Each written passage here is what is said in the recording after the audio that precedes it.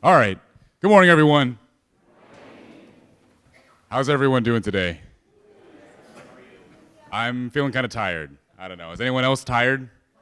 Yeah, right. I don't know what it is about today. Something's happened to energy, maybe because it was raining last night or something, but I decided to try something different. I think I did this during the summer or something, but I'll use this mic so I can like move around, maybe, keep your attention a little bit better or keep you awake. Or if I see you sleeping, then I can like turn. Wake up. Okay.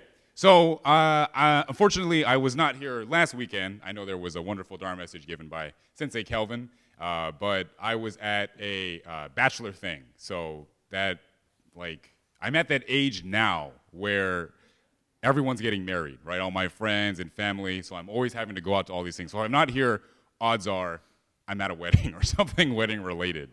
So fortunately or unfortunately, there wasn't anything too crazy that happened last weekend, so I don't have any stories from that. But I do have one of a wedding that I went to recently. So how many of you have been to a wedding? Okay, most people. Does everyone have a good time at weddings? Yeah? No? Maybe. All right, so for the people that do enjoy weddings, what is your favorite part of the wedding? The food. I was gonna wait till someone said that, but that immediately, right? Everyone, of course, the food. The food is the best part. The ceremony's fun, right? It's nice to be there and you see them and they express their love and that's great. But then afterwards, right? Then we go to the reception, and then at the reception, you come in and you're kind of milling around with everyone. You gotta wait because everyone's taking pictures, and then you come up to the sheet that says where everyone's sitting, right? The seating chart. So you come up, and some people have it by table, some people have it alphabetically, but it ends up being this kind of like Where's Waldo, where you're trying to find your name, and you see where you're sitting, and then of course the first thing you do is you check everyone else at the table to see if you know anybody, right?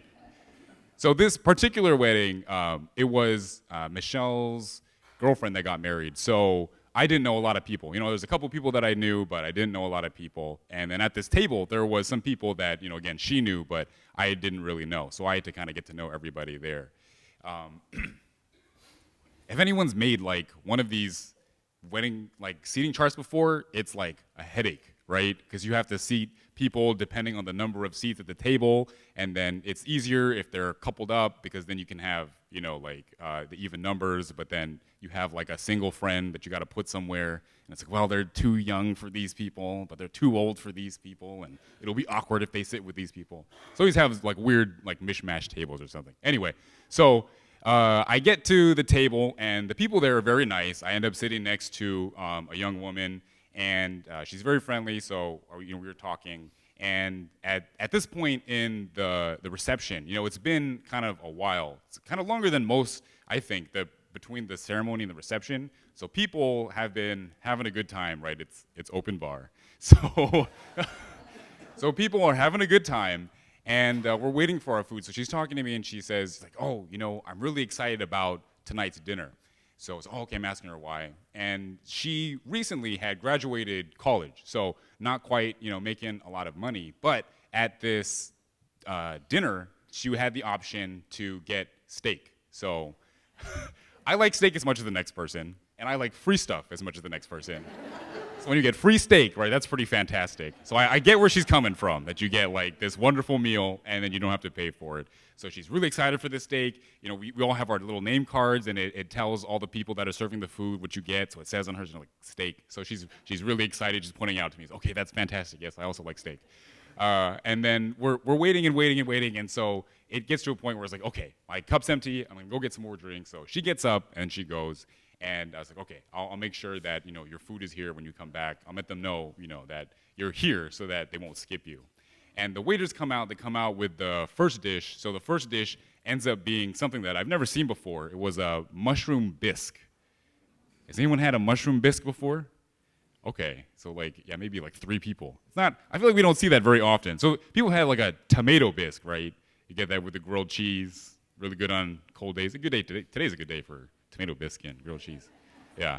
So tomato bisque, if you've seen it, right? Everyone's familiar with that. It's red and just kind of like smooth, right? That kind of image. It's like a smooth red soup. Did that make any sense? Yeah. Okay. So if a tomato bisque is a smooth red soup, then a mushroom bisque is a smooth mushroom colored soup. So kind of this weird, like not quite gray, but a little brown. So it honestly, it doesn't look super like appetizing, which I don't want to hate on this wedding because it was a good soup. It was tasty, but it comes out, it just looks kind of funny. And if you've never had it before, then it's this weird looking thing. So sit down, we get our soup. And I tried, oh, it's pretty good. So we're eating, and then the group that went to go get drinks, they come back. So this young woman, she sits down next to me, and she looks at her soup, and I don't think I've seen anyone so sad or disappointed in my life. She was so unhappy to see this soup. So, I kind of look at her and I'm thinking, oh man, I should probably ask her, what's wrong? Because she looks so unhappy. So I say, hey, is everything okay? And so she's, kind of, I want to say she almost is like on the verge of like tears because I think she has to like muster up the strength to talk to me. And she turns and she goes, is this the steak?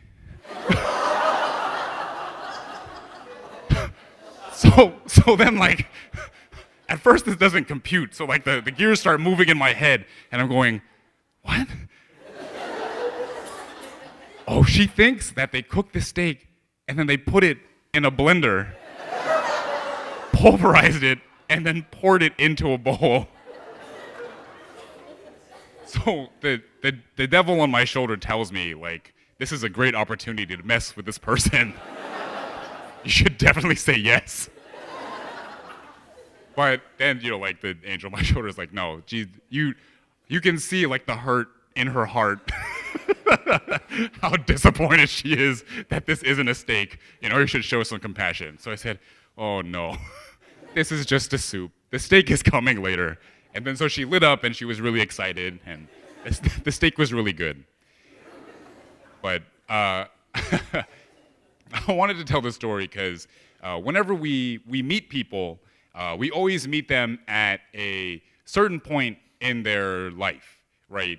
None of us know somebody from the moment that they're born, and we're sticking with them, every single moment up until the moment we meet them. Even like mothers or parents, they're not with their children 24/7 from the moment they're born until, I guess now it would be, or until, I don't know, one of them passes away. And either way, but we always come into someone's life in a certain point, and because of that, we miss everything that happens before. Even if we're really close, there's still these parts of their life that we don't understand, that we don't know. And because of that, we can't know exactly where they're coming from.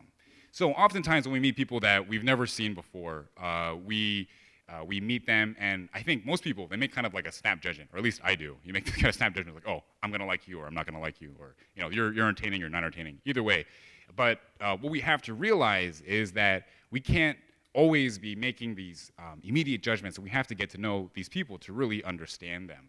It's only when we get to really know them that we can see how much of a person they are. And even if we end up, not liking them after getting to know them, if we understand where they're coming from, then we can still be compassionate to them. We can understand why perhaps they are, the way they are. And then in doing so, we can show that kind of compassion. So I think when we think of compassion, we always think of doing, nice things, of giving stuff, or maybe, helping out, which is absolutely true. But there's also this form of compassion that we can show to people just by trying to understand them, just by realizing that we're all human beings that have our own past, that have our own struggles, that have our own lives, that ultimately no one else will truly understand because they don't do it. But in at least trying, we can give that kind of compassion. So I wanted to tell this story because I wanted to use the metaphor of whenever we meet a new person, we're meeting them in the middle of a meal, right? So we can make this kind of snap judgment and think like, oh, I thought you were gonna be steak, but now you're this blended thing up in the middle in front of me. But in reality, if we take the time, we get to know them, then we can get to that later point in the meal, we get to the entree, we get to the steak, and then we can truly show that kind of compassion, really get to know them, and they can end up being an incredible importance within our life. So, if you could all please join me in Gasho.